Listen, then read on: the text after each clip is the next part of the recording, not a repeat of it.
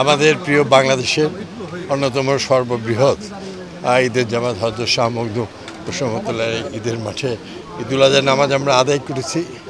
আমরা আমাদের নিজেদের সবার পশুত্ব বিসর্জন দিয়ে আগামী দিনে একটি সুখী সমৃদ্ধশালী বাংলাদেশ গড়ায় আমাদের সবার আজকে দোয়া মোনাজাতে আমরা মোনাজাত করেছি।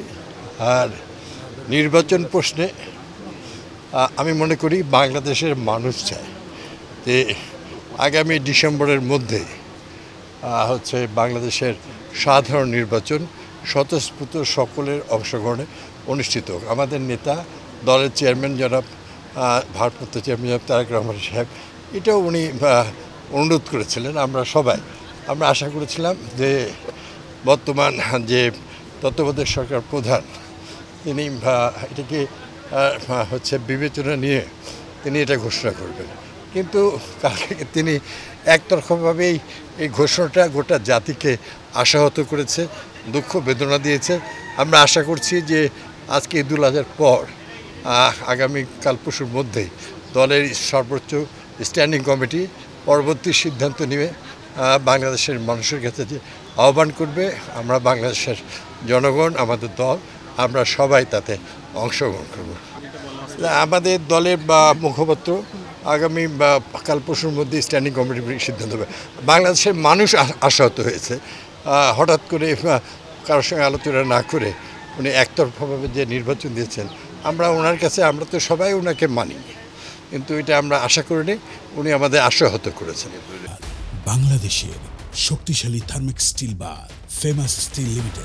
ধন্যবাদ। আজকের এই ঈদুল আজহার নামাজের শেষে আপনারা যে প্রশ্ন উত্থাপন করেছেন, এটি রাজশাহীর বর্তমান প্রশাসনের দৃষ্টিকোণে আসা উচিত এবং সিটি কর্পোরেশন ইতিমধ্যেই আপনারা জানেন যে green city, clean city, education city, healthy city হিসাবে পরিচিত হয়েছে। তো সেই কারণে ক্লিন সিটির ব্যাপারটা অত্যন্ত জরুরি। যারা দায়িত্বে আছে তারা এটাকে গুরুত্ব দিবে এবং রাজশাহী মানুষের কাছে এবং গোটা দেশবাসীর কাছে প্রমাণ করবে যে এটা আজকে 12টার মধ্যেই ক্লিন করা সম্ভব। এবং প্রত্যেকটা নাগরিককে আমি বলবো যে আপনারা নিজেরা নিজেদের দায়িত্ব নিয়ে রক্ত এবং আবর্জনা সেগুলো নিজস্ব জায়গায় রাখা এবং নির্দিষ্ট জায়গায় রাখা এবং পারলে পুঁতে দাও। আজকে পবিত্র ঈদুল আজহা মুসলমানদের সর্ববৃহৎ খুশির দিন, কিন্তু আজকের দিনে আমরা ফিলিস্তিনের অসহায় মুসলমান, তাদের করুণ অবস্থা, আমরা কুরবানি করব, আমরা আনন্দ করব, কিন্তু তাদের আনন্দ নাই। এর একটাই কারণ হচ্ছে আল্লাহ তাআলা বলছেন ওয়াতাসিমু বিহাবলিল্লাহি জামিয়া ওয়ালা তাফাররাকু, তোমরা ঐক্যবদ্ধ হয়ে আল্লাহর রজ্জুকে ধারণ করো, বিচ্ছিন্ন হয় না।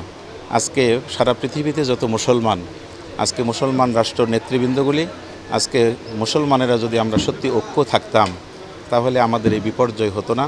আজকের ঈদের থেকে বিশ্ববাসীর জন্য কামনা, মুসলমানদের ঐক্য দরকার, এটা হলো বড় প্রয়োজন।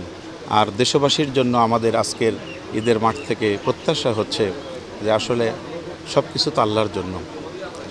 আমরা রাজনীতি করি সেটাও আল্লাহর জন্য, সমাজ চালাবো সেটাও আল্লাহর জন্য, যে কোনোটাই আল্লাহর জন্য। আল্লাহুল খালক ওয়াল আম, আল্লাহ বলছেন সৃষ্টি যার, আইন চলবে তার। আমরা এই বিধ্বস্ত বাংলাদেশে আগামী দিনে উন্নয়ন টেকসই মজবুত দেখার জন্য এখানেও ভালো মানুষ যারা, তাদের ঐক্য দরকার এবং অসৎ নেতৃত্ব পরিহার করে সৎ নেতৃত্ব যদি আমরা প্রতিষ্ঠিত করতে পারি তাহলে আগামীর নতুন বাংলা ইনশাল্লাহ সমৃদ্ধ হবে। এটাই আমাদের প্রত্যাশা। আল্লাহ তাআলা সকলের কুরবানি কবুল করুন, ঈদের নামাজ কবুল করুন, সকলেই মিলে ছোট বড় ধনী গরিব আমরা সকলেই যেন আনন্দ ভাগাভাগি করে নিতে পারি, এটাই আমাদের প্রত্যাশা।